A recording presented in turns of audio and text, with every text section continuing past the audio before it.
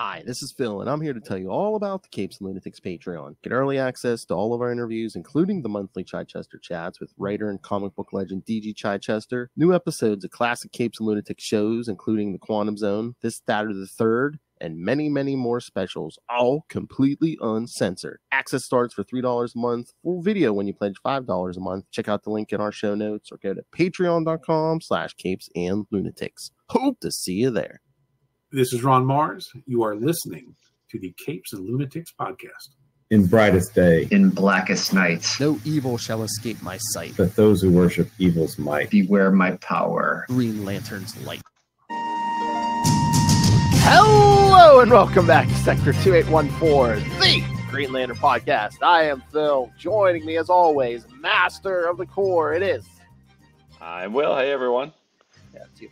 All right, this time we're going to talk Green Lantern #1. What? Yes, again. The first six. One more time. The first 6 issues of Volume 5, kids. Mm-hmm. This is the third one we've done. Is that right? The third one we've done? Yeah, I mean, we did a few, just a few issues, towards the end of Volume 2, but we did all of Volume 3, all of Volume 4. Now we're doing all of Volume 5. Yeah. Plus Green Lantern Corps books along the way, and Emerald Warriors. Yeah, and it's interesting to me is that post New 52, we don't get a new Green Lantern book. We get a Hal Jordan and the Green Lantern Corps and a Green Lanterns, plural book.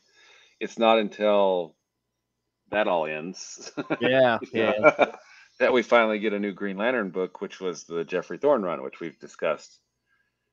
At length. Yeah. Because I was gonna say Grant Morrison, but that was the Green Lantern, wasn't it? Yeah. Mm-hmm. Yeah. And then it was Green Lantern season 2 after that. So. Oh yeah. I can't wait to get to those too, because some of that, I was just. We might have to go through those an issue at a time, because. Yeah, there was actually a really good series of blog posts or something where the author was diving into every issue and all the references, all the Silver Agey stuff that was going on. I was like, I've got a link to that somewhere. I'll have to see if I can find it and share it with you. But yeah, it was good. I don't know if the author ever finished the series though. Mm-hmm. But yeah, but besides, by the time we get to that point, we might need to slow down a little bit. So yeah, maybe.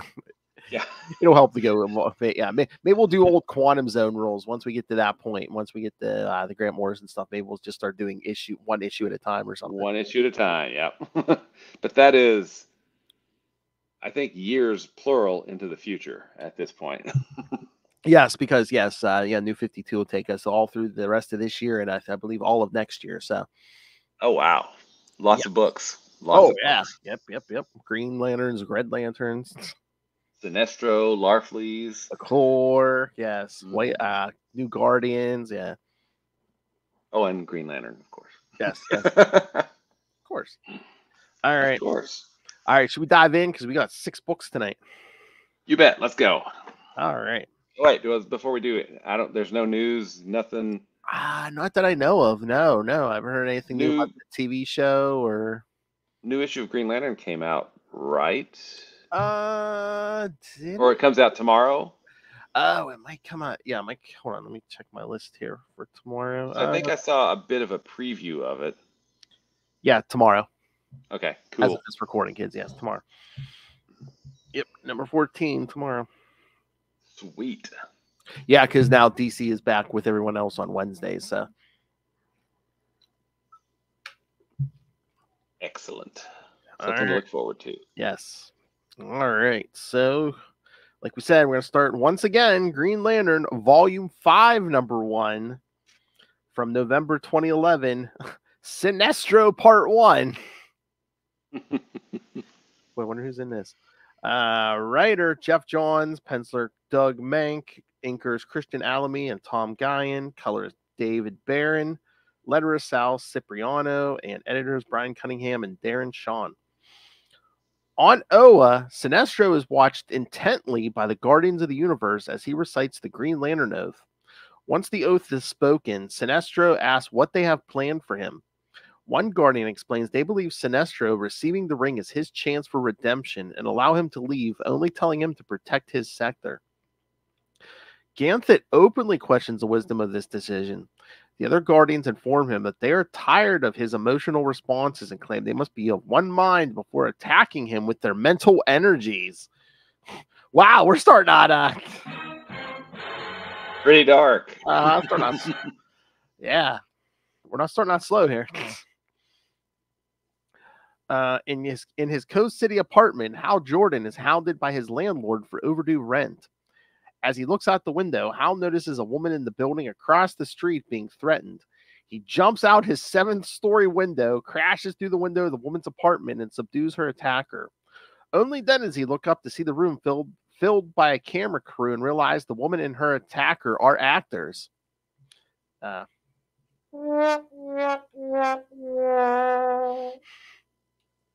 Leap first, look later. Exactly. Sometime later, Carol Ferris arrives to bail Hal out of jail. He tells him it's time to move on with his life and offers Hal a job at Ferris Air. Thinking it over, Hal asks Carol out on a date. I love she's like, yeah, but you can't be flying a plane. I can't get insurance if you're flying a plane. That's fair. I think that's fair. Elsewhere, Sinestro has returned to his home planet of Korugar. From orbit, he watches as members of his Sinestro Corps torture the population. Suddenly, he is attacked by one member who mistakes him for a Green Lantern. Sinestro angrily asks him why they were disobeying his command to protect the planet. The Corpsman counters that Sinestro has betrayed them and tries to contact Arkillo. Before he can reach Arkillo, Sinestro strangles him. Then he sends out a blast of energy to destroy the Yellow Ring before it can seek out a replacement. Back on Earth, Hal and Carol are dining in a fancy restaurant. Hal tells Carol he will accept her offer for a job and then says he has something else to ask her.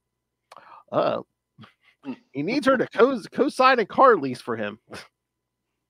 Carol throws her drink in his face and stomps off. Hal chases after and tries to apologize, not realizing Carol was expecting a proposal. Thoroughly mad, Carol drives off, leaving Hal stranded in a growing rainstorm. Soaking wet, Hal finally arrives home only to find an eviction notice attached to his apartment door. The night is not over, however, as Sinestro is waiting and offers Hal a chance to regain his ring.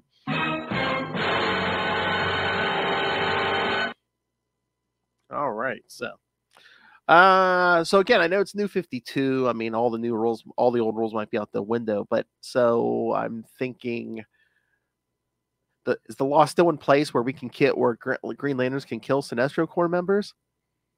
Guess so. I mean, it was never revoked, right? I guess no, yeah. Well, and did they revoke the law that says they can use lethal force, period? Oh yeah, I don't know. I don't think so. I mean, looks like all the stuff with Blackest Night, everything happened. So at this point, we assume that everything shown in Green Lantern Corps, Blackest Night happened. Yeah. And this will bake your noodle. Some of the stuff that happened in Brightest Day happened, even though the stuff with all the other characters didn't happen, or did it? Exactly. Did you say Brightest Day? Yeah, I did. Yeah, I think for us Green Lantern fans, New 52 was just a minor bump.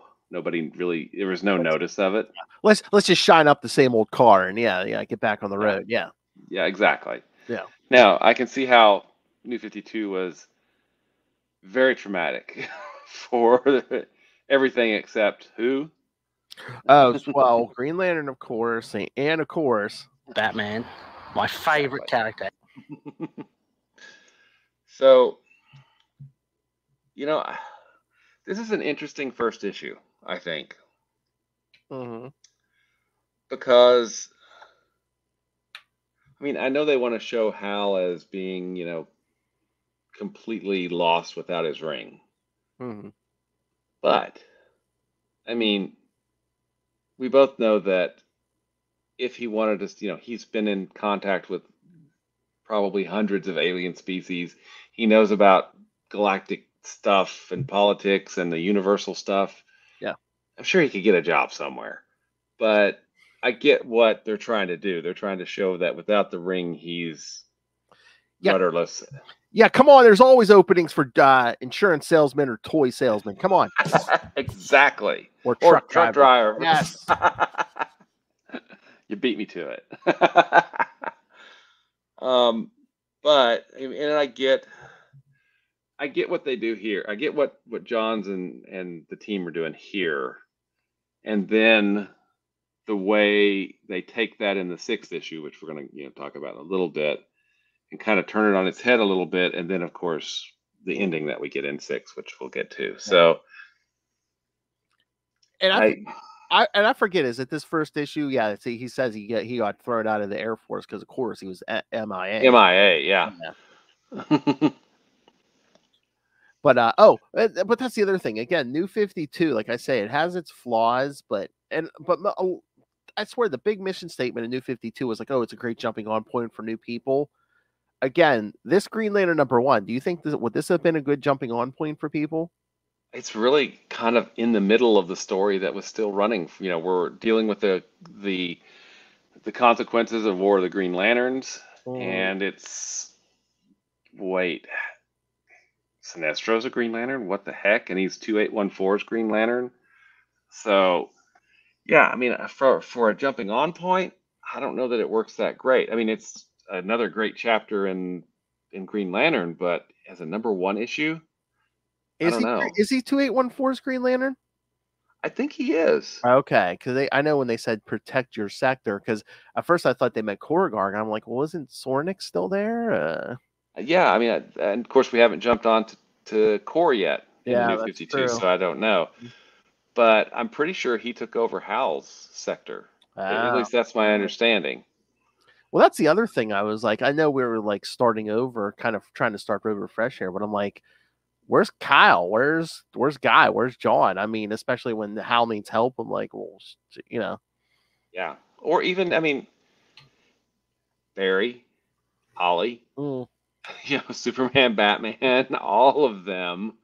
Well, I know he's not on great terms with them because pre-New 52, he was trying to deal with all of the stuff by himself. Yeah. But still, there's history. Batman. Well, there's My favorite character. Yeah. And again, spoilers, he's looking for a battery here in a few issues. It's like, well, again, where's Kyle? Where's Guy? Where's Sean? Hey, guys, can I get a battery, please? Remember right before Emerald Twilight when his battery blew up? Remember, I was like, well, find someone else to charge off their battery. Can I bum a charge, please? Exactly. But I mean, this was a good issue. It's just, I don't think it really fulfills the mission statement of New 52 and being a first issue. Yeah, no. So it's a good issue, but I don't think it's a good first issue. Yeah, no. It's the same old thing, but they're trying to wrap it like it's brand new. It's like no. We've been doing this since 2004, 2005. Yeah, 5, yeah. Yep, indeed. And again, it's not even the new writer; it's still Jeff Johns. I mean, he was a great writer, but it's like, it's same writer continuing his story. It's like, okay. That's what confused everybody. It's like, it's supposed to, like Superman, Wonder Woman, Aquaman, they're all getting rebooted, but Green Lantern, Batman, it's business as usual. Mm-hmm. Now, I think, to be honest, I think that, and it's been a while since I've read it, so my memory could be clouded here, but I think the Batman #1 from New 52, I think works a lot better as a #1. As a jumping on point for new readers. So, yeah. Just because it's starting a new storyline, it's still Batman, and whatever. We don't really have to concern ourselves too much with his history. He's Batman. Did he have Robins? It doesn't matter. But I think it does a really good job of introducing Batman and the Court of Owls storyline. I think it does a really good job. And again, it sets a lot of the bad stuff back to status quo because, like, right before New 52, Bruce Wayne and Dick Grayson were both running around as Batman. New 52 started. It's like, okay, Dick Grayson is back as Nightwing. You know, Bruce is back as the only Batman in Gotham. So it kind of sets everything back to like a status quo. And then we get Court of Owls. And then we get Court of Owls, which is a classic story. I mean, and that's not to say, I mean, we have the Third Army arc coming up, Wrath of the First Lantern. Was Wrath of the First Lantern the last Jeff Johns arc? I'm trying to remember. It might be. I can't remember. It might be. Okay, because I'm not sure where those things fall in the. Actually, I'm not. I don't remember exactly where they fall. I forget so many of these. So yeah, we're gonna have to see what kind of entry or re-entry we get once Jeff Johns leaves and who someone takes over. Yeah, so. Because then I think it becomes more of a New 52 title. I think when that happens. Yeah. Right. Especially like spoilers. I mean, Guy's gonna go to the Red Lanterns and get Supergirl as a Red Lantern and stuff. Yeah. And Carol finds a new man. A better man.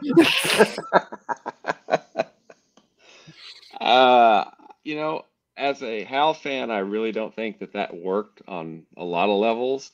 And I think as a Guy fan, as a Kyle fan, I don't think you think that worked on a lot of levels. I know. I did think that was weird. It's like, oh, he likes cougars all of a sudden. Okay. Yeah, that was weird. Because I did read the Godhead arc because I got the hardcover, so I just burned through it. I'm like, what the? When did that happen? I guess we're about to find out. I can't remember when it happened, but yeah, that's how it can happen. Oh, did you notice in this issue, Pandora makes a cameo appearance to witness the events of this storyline, as she does every #1 issue published as part of the New 52. I did not notice that. I missed that completely. This is directly following her first appearance in the pages of Flashpoint. She can be seen next to Carol Ferris and Hal Jordan while they're talking on the street. Huh. Okay. Mm-hmm. Yeah, from what I was reading, Pandora was going to be a big deal, and then it turned out she was kind of cannon fodder for Dr. Manhattan when the New 52 was winding down. Yeah, I think Pandora was like a symbol of the New 52, and then all of a sudden when they started like backtracking stuff, they're like, oh, that ain't gonna work. Yeah. You got to give them credit. It was. Oh yeah. It was something. It really was. Yeah. They tried, but again, it's so weird because again, so many people got full reboots, but again, it's like, oh, stuff's selling well. We don't want to reboot this. Well, you got to pick a direction. And the seeds of its own destruction were sown within it, right? to borrow some phraseology there. Oh man, I forgot again. One of the show covers. All right, hold on. Oh yeah. And I believe there's a variant cover by Greg Capullo for this one. Yeah. Look at that. Sinestro. I mustache you a few questions. Nice. Very nice. Right. Yeah, it's a good issue. It's a good continuation of the storylines that we've been in motion for the last couple of years. Really, from Blackest Night on through War of the Green Lanterns. But as far as a first issue goes, I don't see it being it's just really not a great jumping on point for new readers because it's just, at the end, before the universe rebooted, Sinestro had just gotten a ring and the Guardians were torturing him. Now they're letting him go. It's just like we haven't missed a beat here. All right, ready for 2? You bet. All right, so, Green Lantern #2, Volume 5, #2. Yeah, Sinestro getting a lot of screen time on these covers here. All right. So December 2011, Sinestro Part 2. Right. I think, yeah, same team. Sinestro offers Hal a chance to be a Green Lantern once again, but Hal attacks him.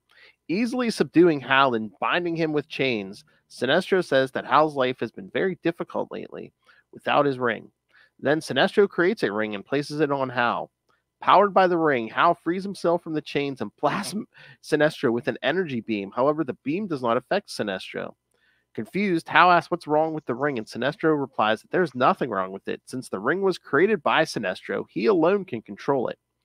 To prove his point to Hal, Sinestro powers down his ring, and Hal falls to a rooftop. As he reactivates the ring, Sinestro proclaims that Hal is his servant. Then, Hal hears emergency sirens and flies to see the problem, much to Sinestro's annoyance. Hal and Sinestro watch as a bridge is about to collapse.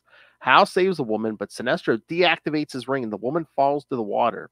Then Sinestro fixes the entire bridge and saves all the victims, including the woman. As Sinestro reactivates Hal's ring, Korugar, a member of the Sinestro Corps and the one behind the bridge's collapse, attacks them.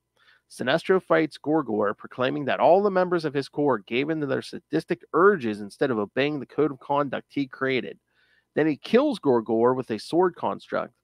Sinestro tells Hal that the Sinestro Corps have enslaved Korugar and Hal will help him destroy them.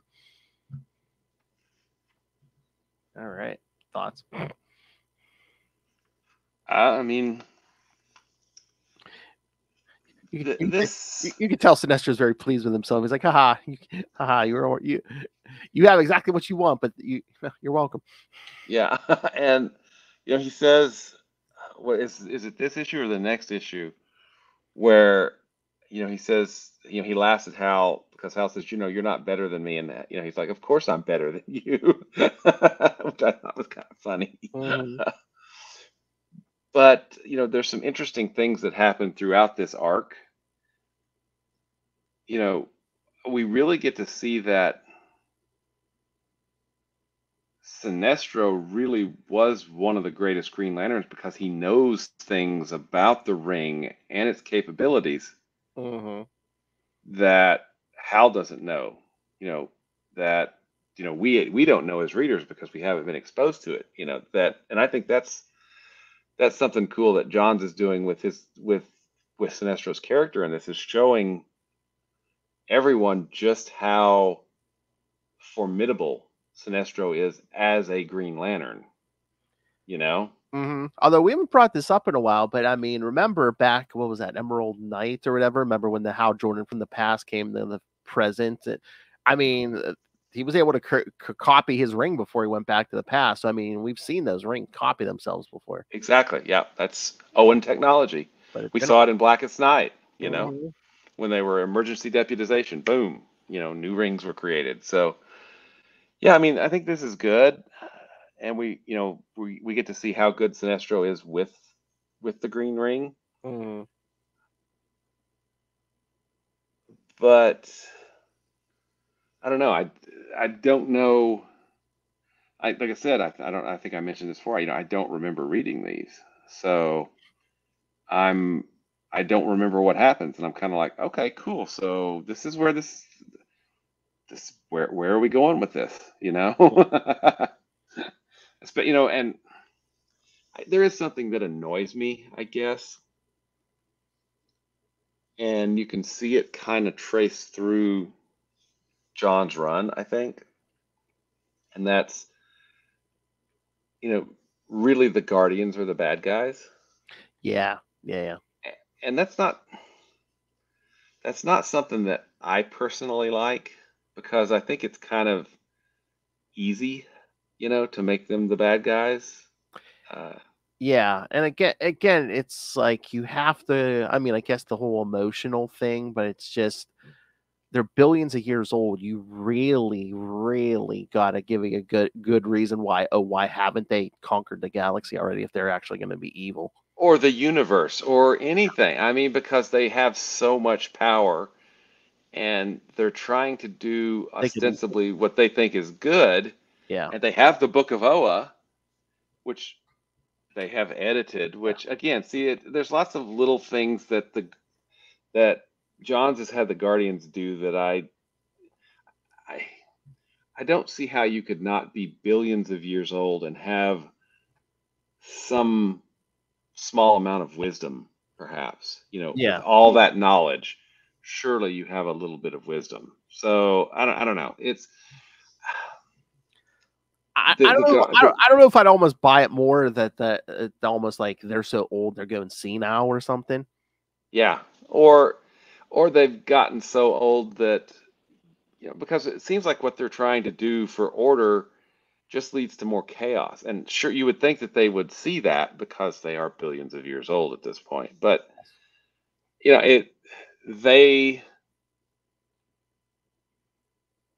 I don't know if it's hubris, if it's what, but if you look back through Volume 4, Blackest Night, Sinestro Corps War, the Guardians really kind of are at the heart of a lot of the strife and struggle and problems that have been present since Rebirth, right?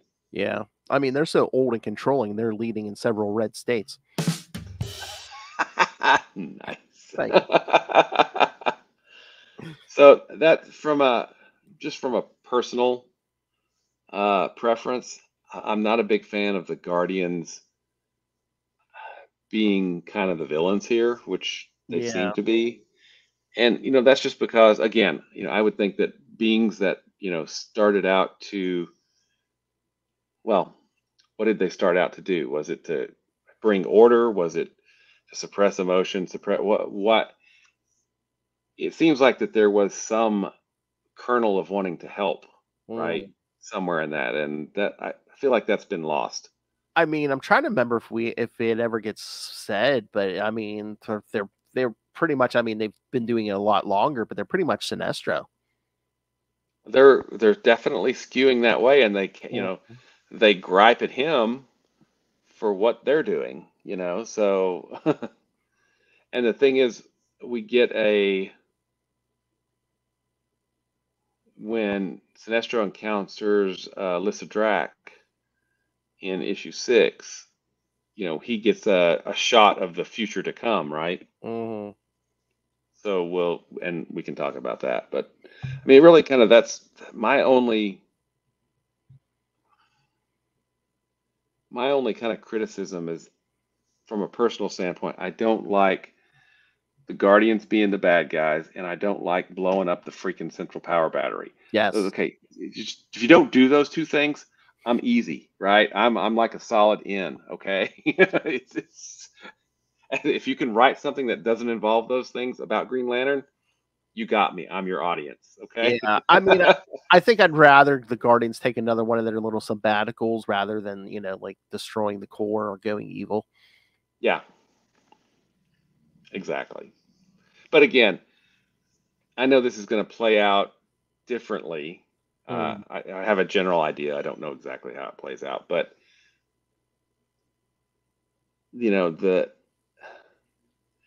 I guess it comes down, and I've taken us way off target here, man. You can tell me to shut up anytime.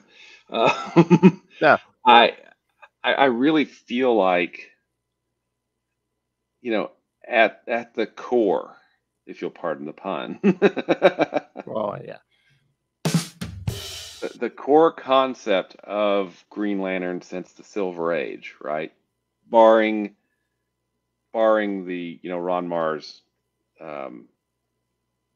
and Daryl Banks era, is that you have this intergalactic force that is out there trying to do good, and they're backed by these ancient, unknowable, extremely powerful beings who have empowered them to do good, right? And I think this arc shows off, I think, that progressive militarization we've seen of the Green Lantern Corps throughout the Rebirth era, which, is not it's not something that I think either of us are, tremendous fans of. No. But the superiors being the bad guys in this military type thing, is, I guess it's to be expected, but it's not necessarily something that I'm looking forward to. Defund the Guardians. Sorry, off on that wild tangent. All right, you ready? Not the tangent universe, just the tangent. No. All right, you ready for number 3? You bet. All right. All right. Oh. Hold on. All right, so Green Lantern number 3. That's a nice cover, by the way. Oh yeah. Oh yeah, there's the art. I have no problem with the art in these. Mm-hmm. All right, so yeah, Green Lantern number 3, January 2012, Sinestro Part 3. Same team. Oh, we got a couple more inkers. Christian Alamy, Keith Champagne, Mark Irwin, and Tom Guyan. So 4 inkers on this one. All right. Carol arrives to her home after her disastrous date with Hal. Suddenly, Tom calls her on her phone, telling Carol to turn on the TV. She does so and watches Hal and Sinestro working together. Shocked, Carol tells Tom Hal would never work with Sinestro again. Meanwhile, Sinestro explains to Hal that he... hold on, stupid screen. Sinestro explains to Hal that he needs him to liberate Korugar from the Sinestro Corps. If the other Green Lanterns get involved, there will be a massacre. Hal decides to go with Sinestro, but not before saying goodbye to Carol. However, Sinestro won't let him, as the fate of Korugar is more urgent. Hal angrily punches... well, who didn't see this coming? Hal angrily punches Sinestro in the face, saying that Sinestro is not better than him. Oh, there's your line. There's my line. Yep. Sorry, it's in the wrong issue. Yes. Sinestro simply laughs, saying that he is better than Hal, and he already knows that. Then Sinestro flies off to Korugar, followed by a reluctant Hal. On Oa, the Guardians have removed all emotion from Ganthet, who agrees with the Guardians that the Green Lantern Corps is flawed and that Hal and Sinestro are examples of that. The Guardians also see the imperfection in the robotic manhunters. With this said, the Guardians agreed that it is time to create the Third Army.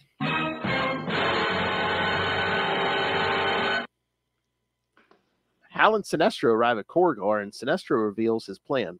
They must stay hidden until sunset, and Sinestro will fight the corpsmen while Hal goes to the yellow central battery and deactivates it, as it can only be deactivated by a Green Lantern.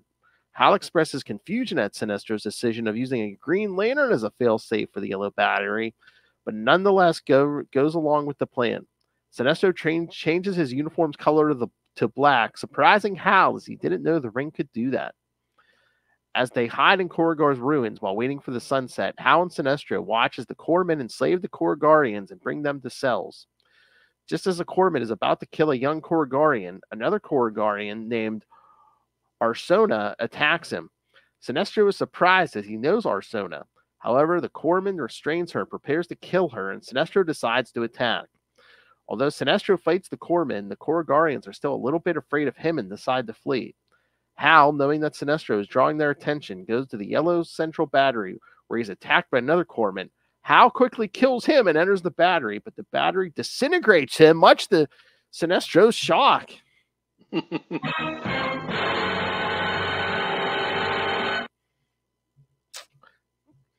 that's something I didn't like. Yeah. It's like, what? Oh, he's not the star of the book, Sinestro is.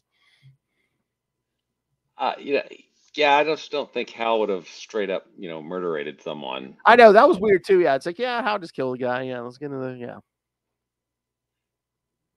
Or did he? Maybe he knew that, maybe that wasn't a kill shot. Maybe he's some kind of organism that grows. I don't know. Yeah, but anyway. Yeah. But still, it seemed very out of character for Hal to, just straight up murderate someone. Yeah, I know. Agreed.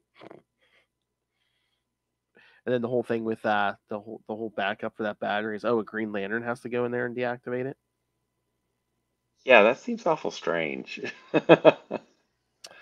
I mean, I don't think Sinestro foresaw himself getting a ring again. So, was he planning on either Cal or one of these Earth Green Lanterns as his using them as his backup. Well, you know, he has been able to. He's certainly not above manipulation to get people to do what he wants them to do. So, you know, maybe. Or even, I mean, did he know that Soranik? Did he know he knew she was a Green Lantern?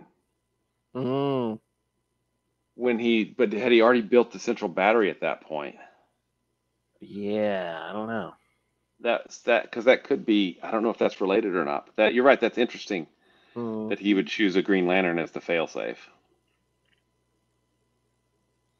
And isn't that weird that like Hal's like, oh, I didn't know you could make the uniform like, you know, black or whatever. I'm like, doesn't the ring create the uniform from scratch? So can't you make it something else? Well, I mean, yeah. Okay, Hal is not necessarily known for subtlety. Would you agree with that statement? Yeah. Okay.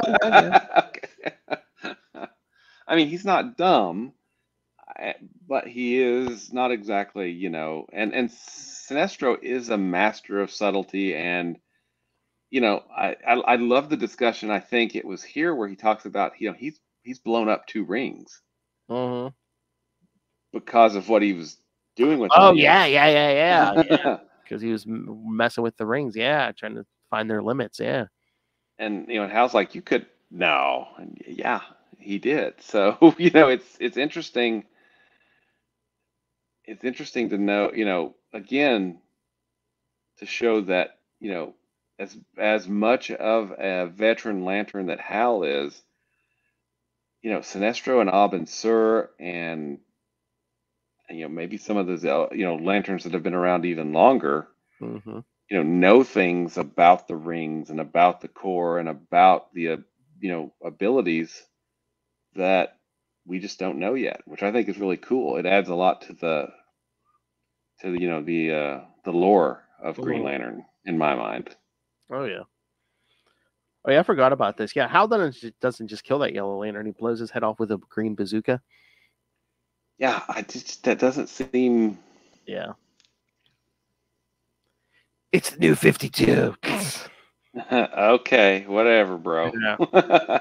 See, that's another problem with the new 52. It's just like, oh yeah, people just whack a guy or for no reason. It's like, okay. Yeah. Now, I mean, guy killed. Was it a Sinestro Corps member? And he was still. I mean, he was still dealing with that the last time we saw him, and that was kind of that was shown to be a big deal, you know, for Guy and for, you know, the Corps. Plus, I would buy that. I would buy that with Guy before Hal. Yeah, exactly. I mean, it makes sense, but yeah, Hal just to nuke, you know, nuke some guy's head with a bazooka is just not. Seems out of character. All right. Of course, I mean, he did just kill a Guardian. Yeah.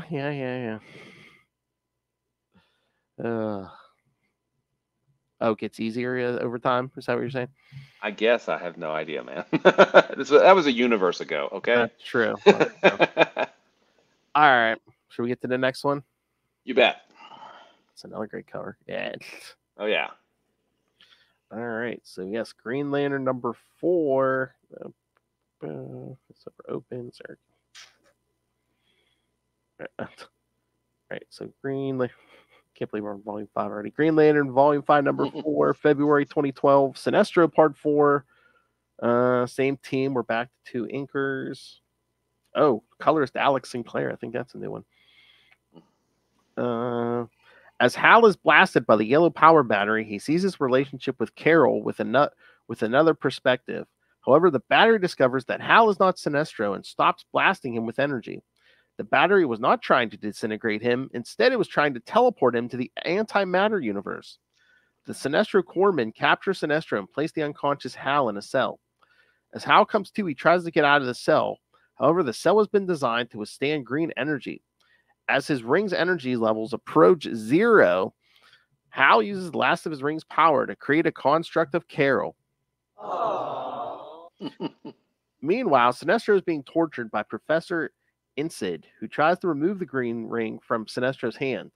After several failed attempts, Incid imprisons Sinestro in a cell alongside Hal's to fully drain his green ring's power. Sinestro realizes that the cell he is in is filled with Korugarian prisoners. Among them is Arsona, who is angry at Sinestro for conquering Korugar and creating the Sinestro Corps. Sinestro defends his actions, saying that he only fulfilled his duties as a Green Lantern. However, Arsona is still angry at Sinestro for bringing pain and suffering to Korugar through his Corps. Sinestro replies that the Sinestro Corps were meant to protect Korugar, not enslave it, but Arsona refuses to listen. Hal, listening to the discussion, tells Sinestro across the cell that perhaps he could create rings for the Korugarians, just like he created a ring for him. With power rings, the Korugarians could fight back against the Corpsmen. Sinestro is not sure about this plan, saying that the rings would only last 10 minutes before disappearing. But Hal tells him to try. Exerting himself, Sinestro manages to create rings for the Korugarians. However, the Korugarians, led by a vengeful Arsona, decide to use their new power to attack Sinestro instead.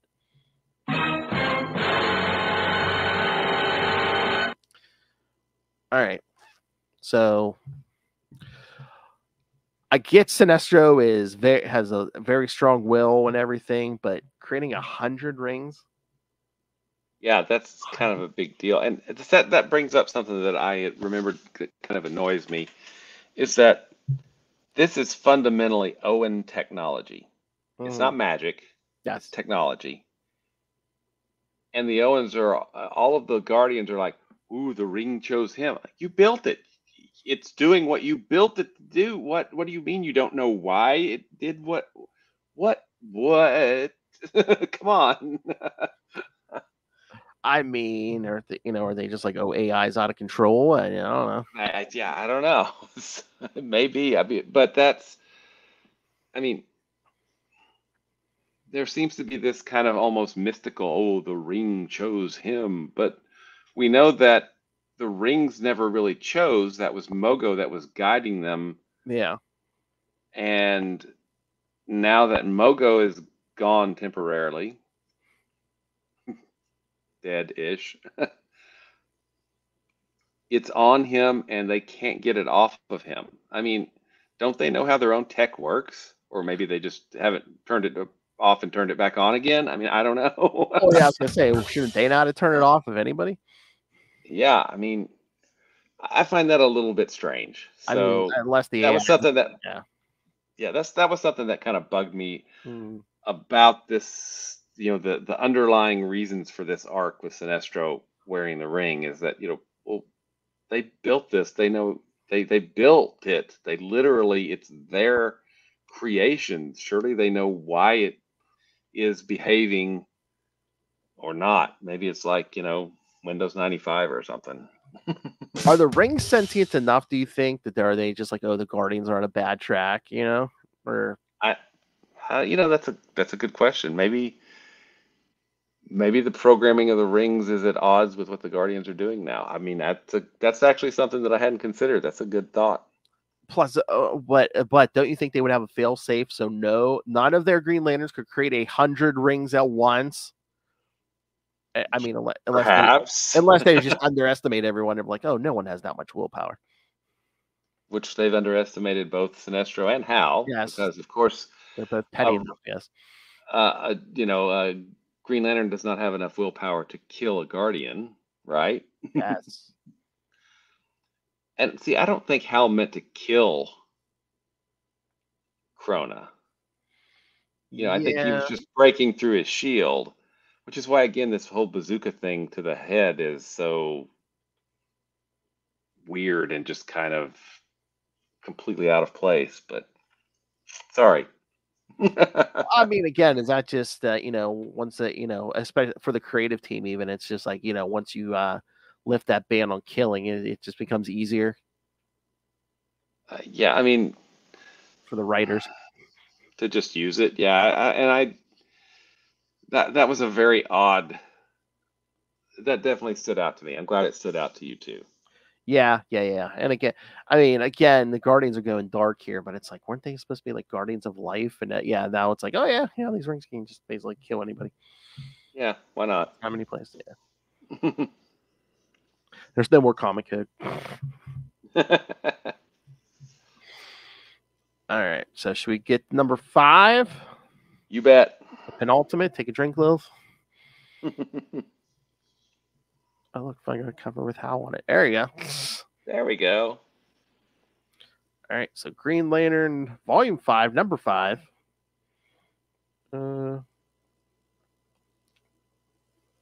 If it opens. All right. March 2012, Sinestro Part 5. Oh, Lord. We're back to 4 inkers for some reason. Maybe a deadline. I don't know. Hold on. This thing's jumping all over the place. Jump me back to 4. Okay. Arsona and the Korugarian prisoners are planning to use their new power rings to exact revenge on Sinestro. Although Hal tells them not to, as the rings will not last long. Arsona blasts Sinestro with an energy beam. However, Sinestro is unharmed as the rings cannot be used against their creator. Sinestro also says that they can escape from their cells using his battery. Meanwhile, Professor Incid is trying to discover a way to decharge Sinestro's battery so that he can find a way to defeat Sinestro and obtain control of the Sinestro Corps. However, the battery responds to Sinestro's mental orders and flies towards Sinestro, killing Incid. There's another body. The battery. So you knew that was coming because Incid, he said, you're going to shoot a beam at me and kill me. No, he's just going to kill you with his battery. Exactly, and it's Sinestro. So yeah, I buy that. The battery causes an explosion that destroys the cells, allowing Sinestro, Hal, and the Korugarians to escape and fight back. Sinestro lends his battery to Hal so that he can recharge his ring. As the Korugarians fight the Corpsmen, Sinestro and Hal return to the yellow central power battery to deactivate it. Hal asks Sinestro why did he fail the first time he tried to deactivate the battery. Sinestro answers that the battery thought Hal was Sinestro because he was carrying his battery and wearing a ring he created. Sinestro tells Hal that they must use his green battery to extinguish the yellow battery's light, activating the yellow battery survival mode, in which the battery begins retracting energy from the Corpsmen's rings, causing the Corpsmen to fall into a coma. The plan works, and the Corpsmen are incapacitated before they can inflict any serious harm on the Korugarians. The Korugarians have mixed feelings about Sinestro's actions, however. Arsona is still angry at him. Although Sinestro expresses hope at returning to Korugar once again, Arsona replies that the people of Korugar will always think of him as an enemy. Flying through space with the battery and the Corpsmen under custody, Hal and Sinestro talk about recent events. Sinestro believes that Guardians are insidious and becoming a greater danger to the universe than he ever was, but Hal still denounces Sinestro's actions. Declaring their pact over, Sinestro decharges Hal's ring, saying he can keep it, but he never stated he would provide a way to recharge when he made the deal in the first place. Then Sinestro sends Hal back to Earth. Returning to Earth, Hal resolves to find another way to recharge his ring, until he remembers Carol. Hal goes to Ferris Aircraft and meets Carol with a kiss, telling her about what happened in Korugar. He apologizes for everything they have gone through, tells her that he wants her to be the last thing he sees before he dies, and promises to improve their relationship.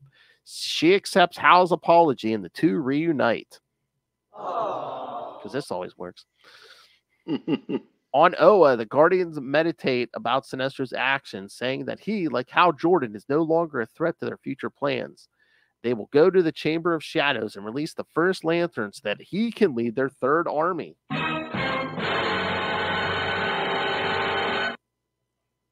Ooh, numbers. All right, thoughts? Well, Sinestro saying, yeah, of course you can keep the ring, but you can't recharge it. That was a nice touch. That's very Sinestro. I don't know. I don't know why the Guardians suddenly think Sinestro's not going to be an issue. I don't get that, because he was able to free Korugar. That I don't understand. Maybe I will after, number 7 through 12 or whatever. But yeah, I mean, it's a good issue. There's no, let's see, where there's any straight up murder in this one. I don't think Hal murdered anybody. Did Sinestro murder anybody? Incid? Professor Incid? Oh yeah, the battery thing. Yeah. So, okay. But yeah, it was a good issue. It's just, again, the Guardians. Definitely not my preference. Yeah. I know. And again, it's like, do we need the Guardians to be the threat? Why can't the First Lantern like escape by himself and create a third army? I don't know. I mean, I think Well, although, I mean, spoilers. I mean, we're going to get rid of these Guardians and get new Guardians. yeah, but I'm bummed.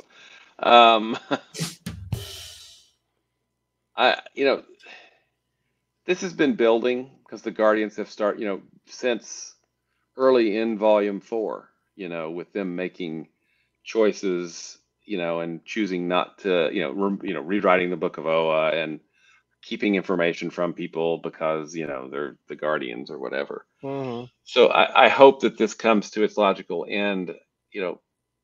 I would like to see, and I guess we're going to see new and different Guardians coming. But, right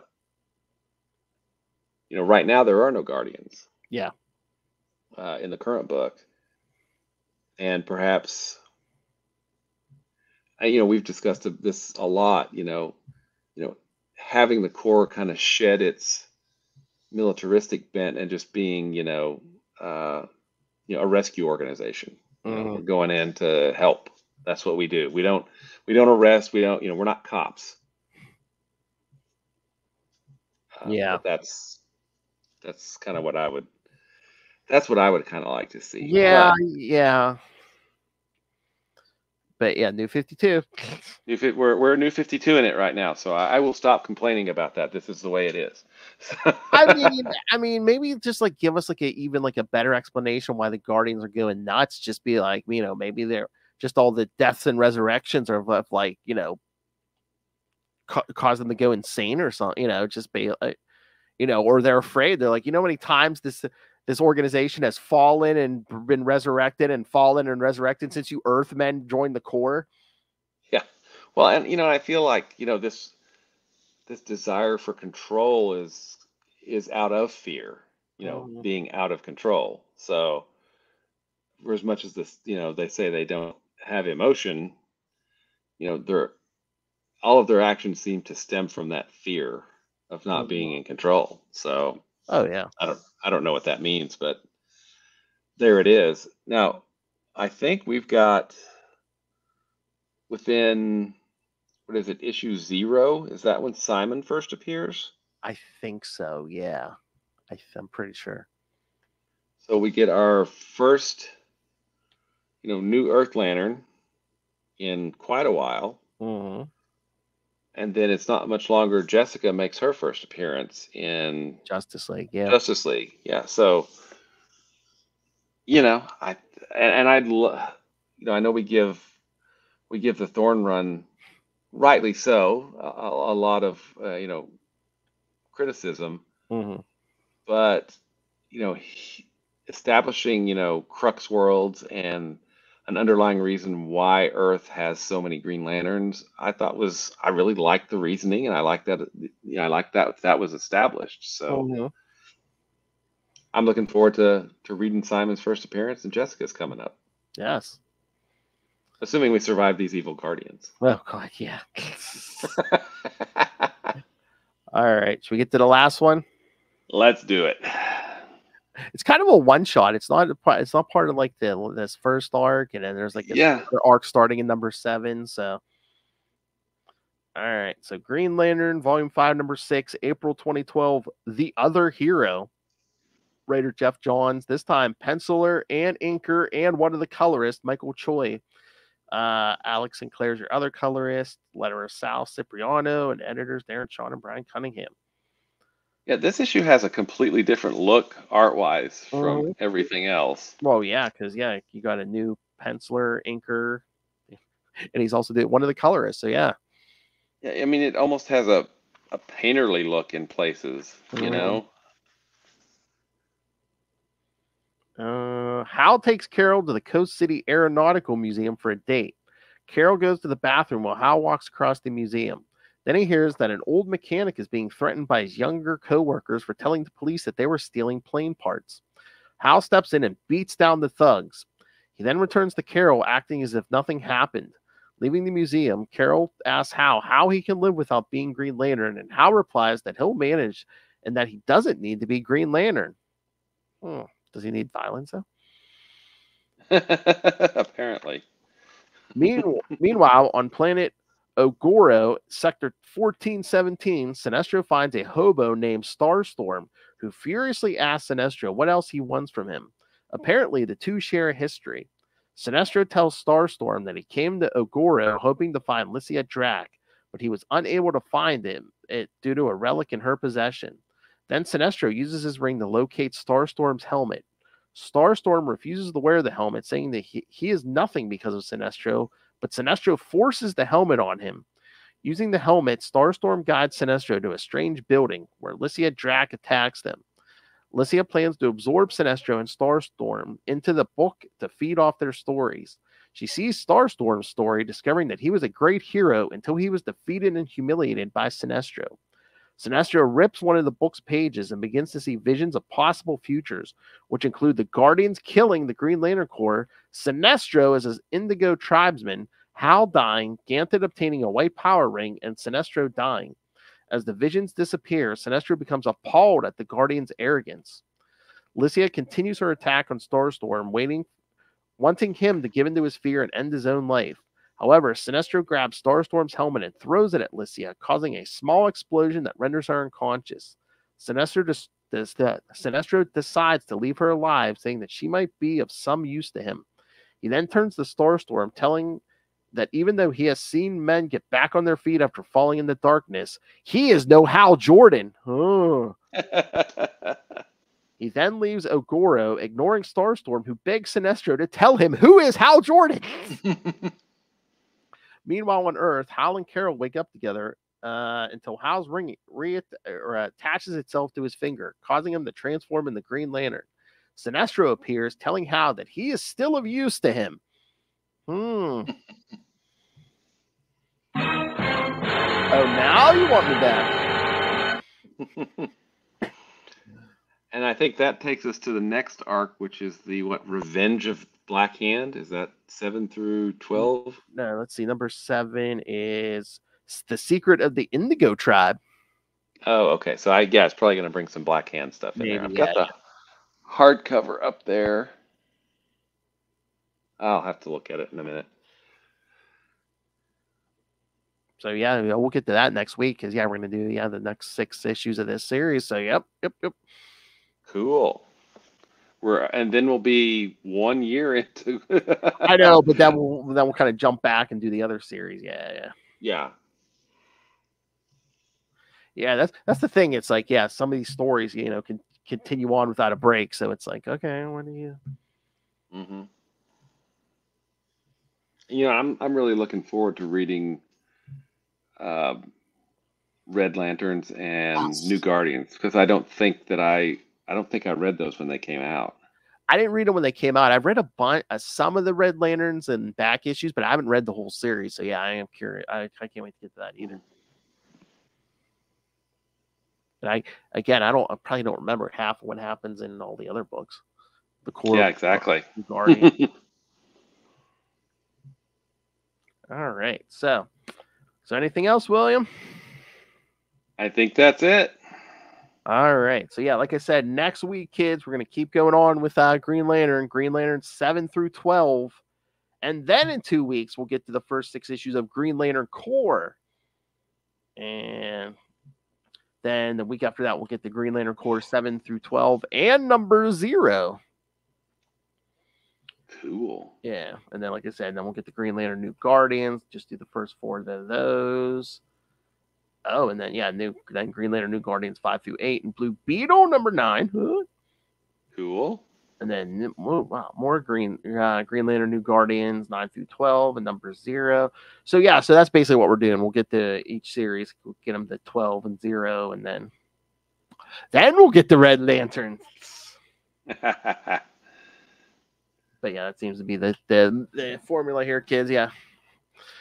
All right, so we'll go through a year of each book before we jump to another book. So very cool. Yes. Very cool.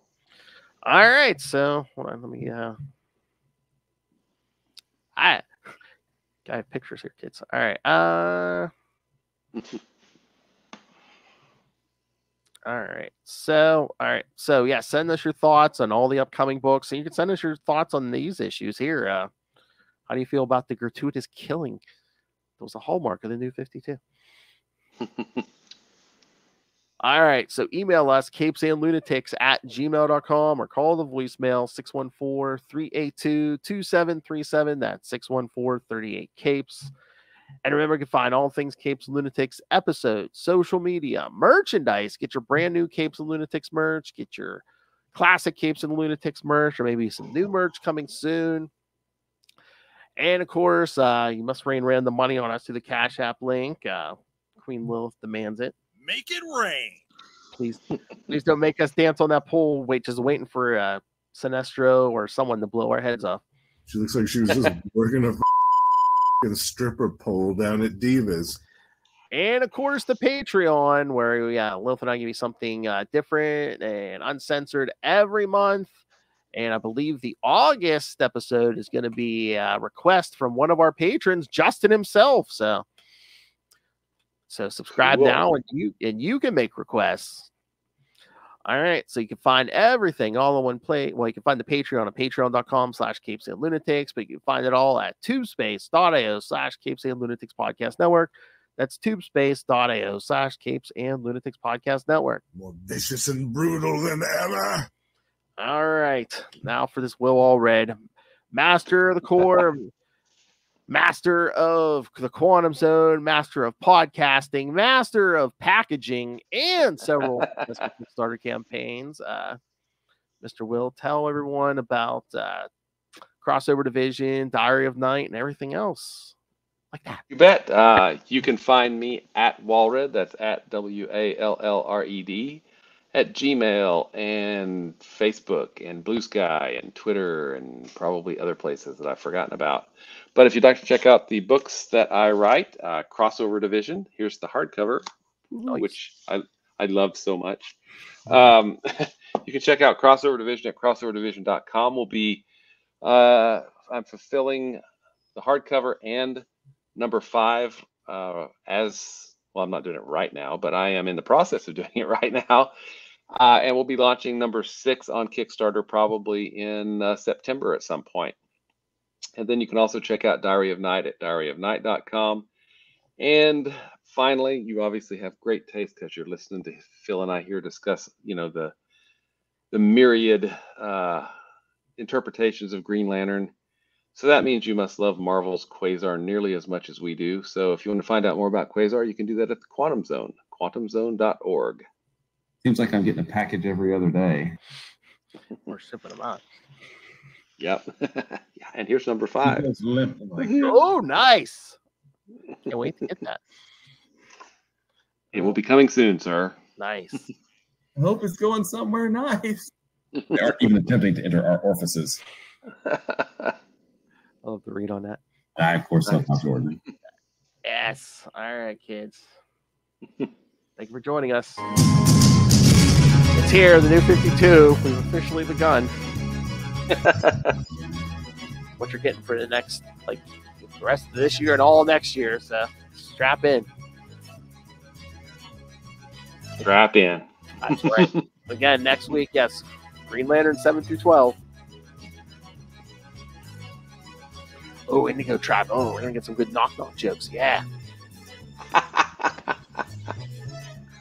Knock knock.